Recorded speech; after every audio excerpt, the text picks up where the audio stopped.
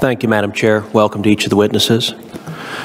Professor Mueller, Article 2, Section 1, Clause 3 of the Constitution provides that the President of the Senate shall, in the presence of the Senate and House of Representatives, open all the certificates and the votes shall then be counted.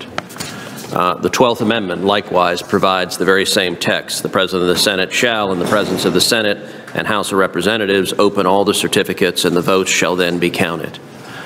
Why, in your judgment, do you believe the framers gave that responsibility to the President of the Senate and to the House and Senate? Thank you, Senator. So I think in terms of considering the separation of powers, there was understandably the goal of not to have Congress choose the president, but there also had to be some resolution of who was the president and some determination of the counting. And I think, as far as I recall from Madison's debates of the convention, the notion was that this would largely be a ministerial task, and to the extent that any disputes arose, it was not something that was on the minds of those at the convention. But undoubtedly, very early on, it was recognized that there was going to have to be these actors that were involved, and by the time the 12th Amendment was enacted, it fell to the presiding officer of this joint session, which was the President of the Senate, to sort of handle the ministerial tasks. And by 1804, it was recognized Congress counted the votes. And it wasn't until the mid-19th century that we started to have real problems about resolving those disputes. But at the very least, to the extent that Congress was this body, this federal body, that would typically handle political questions for its own members, it seems like an appropriate analog that to the extent there were disputes about the elections of the president, it would handle them in that joint session together to the extent that any disputes arose. So do you believe that there was any judgment or discretion expected of either Congress or the Vice President in that process? There was, in my judgment, there was no discretion for the Vice President, the President of the Senate. There was suggestions in a debate that happened in Congress in 1800 that there might have to be some questions about what happened during the counting of electoral votes and some discretion that Congress might have. And that's been a pretty narrowly defined role, and especially over the years as we trust the state courts and the states to resolve the process, very rarely has Congress been involved in relitigating those questions. And so it has had a role and recognized a role in the past, but a narrow one when it comes to resolving those controversies that come to Congress. So as everyone here knows, the election of 2020 was extraordinary in many respects. And as I analyzed what the best approach for Congress should be to that situation, I looked to history and I looked to precedent. And to my mind, the most applicable precedent is the election of 1876. As you know, in the election of 1876, that was the race between Rutherford B. Hayes and Samuel Tilden. And that, much like 2020, was a hotly contested race. There was serious disagreements, and in particular, there were serious allegations of voter fraud from 3 different states, from Florida, from Louisiana, and South Carolina. A total of 4 states, Florida, Louisiana, South Carolina, and Oregon, submitted 2 slates of electors. And so Congress, exercising what you just described as the judgment and discretion given it by the framers, had to resolve what to do in that instance. In 1876, Congress didn't throw its hands in the air and say, well, there are serious allegations of voter fraud, but we are helpless. We are simply ministerial clerks, so we can't assess this. Instead, Congress did something very different. Congress, as you know, appointed what it called an election commission. This election commission was a unique creature in constitutional law and in our nation's electoral history, in that it consisted of 5 senators, 5 House members, and 5 Supreme Court justices. And that election commission, in turn, was empowered to assess the evidence of voter fraud, to make conclusive determinations that, in turn, would go forward and determine who would be the next president. Do you believe Congress made the right decision in 1876, establishing the Election Commission to assess the claims of voter fraud? It's a very hard question. I think in that era, there was no Electoral Count Act. And Congress didn't know how to resolve a dispute between the chambers which was going to arise. And so this was their tie-breaking mechanism to create this commission. And at the end of the day, the commission actually said, and actually concluded by an 8-7 vote, that it was not in its purview to go behind the returns, as the framing was, to investigate the alleged fraud that happened in places like Florida. The goal was to say, what is the true result that comes out of the state? And after that, Congress enacted the Electoral Count Act and has abided by it every 4 years. And on January 3rd, with unanimous consent, a concurring resolution from Congress said, we're going to abide by these procedures. And in my judgment, that is the much more sensible approach, since 1876 was not the best approach, and it was the approach that should have guided what Congress was doing on January 6th, 2021. Well, and I agree that the 1876 election was the predicate and in many ways the impetus for the Electoral Count Act and attempting to codify a process for dealing with disputed elections. I continue to believe it would have been a better approach for Congress in the 2020 election to have followed the precedent from 1876 and to have appointed an election commission. There are a large percentage of Americans who still have deep doubts about the veracity of the election, and I think it would have behooved both parties to have a serious substantive examination on the merits of the facts of those claims. Congress didn't go down that role, and one of the consequences of that now is we continue to have deep divisions in this country. Okay. Thank you, Senator Cruz, and thank you for allowing Senator Padilla to go first. I am not a big fan of the 1876 election. I wouldn't have been able to vote, for one thing. I think I'm going to fast. I'm pretty sure you weren't alive then. That's true, but I'm just trying to put it in, you know, a bit of a perspective. So I'm going to fast forward to the present and just ask Senator King is fine on questions. This has been an incredibly productive hearing and thoughtful hearing on good questions on everyone's part. Mr. Gore, some experts have argued that because the bipartisan bill describes the governor's certification of electoral votes as conclusive, a court could not review evidence that the governor's certification was incorrect and order a revision. Do you agree that state and federal courts should have authority to review the governor's certification and that any court orders amending the certification should be conclusive when Congress counts electoral votes? Yes. Okay. You want to say anything more?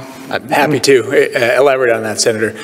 Those mechanisms already do exist, as I've mentioned before, for state courts and federal courts to conduct judicial review of a governor's action or inaction with respect to a certificate.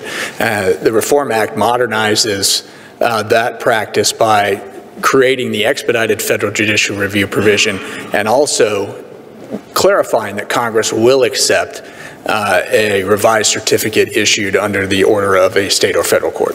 Okay, thank you, Mr. Bauer. Do you agree with that? Yes, I do. Okay.